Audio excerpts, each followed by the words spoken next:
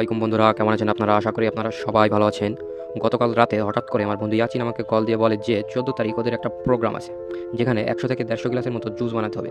আমি উক্ত প্রোগ্রামে উপস্থিত হয়ে এগুলো তৈরি করতে পারবো কি না, মানে আমার ব্লেন্ডার নিয়ে ওদের ওইখানে গিয়ে বানাতে হবে।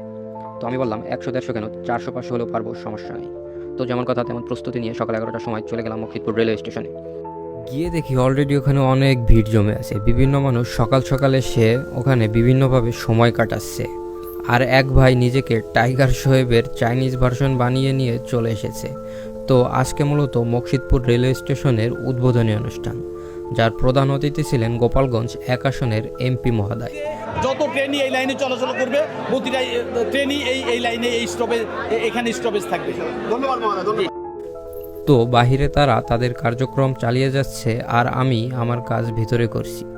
দেখতে পাচ্ছেন আমি এখানে জুস বানাচ্ছি এবং ওখানে তাদেরকে পরিবেশন করাচ্ছি। অবশ্য পরিবেশনের ভিডিও আমি করতে পারি, আমি ভিতরে ব্যস্ত ছিলাম। পূর্বে বিভিন্ন ধরনের অর্ডার পেলেও এ ধরনের অর্ডার আমি আগে কখনো পাইনি। মানে আমি এক পাশ দিয়ে জুস বানাচ্ছি এবং গেস্টরা অন্য দিক দিয়ে পান করে যাচ্ছে। বলতে পারেন এক ধরনের লাইভ জুস বার। আজকের এটা ভিন্ন রকম অভিজ্ঞতা দেখে আপনাদের সাথে শেয়ার করলাম। ভিডিওটি কেমন লাগলো কমেন্ট করে জানাবেন।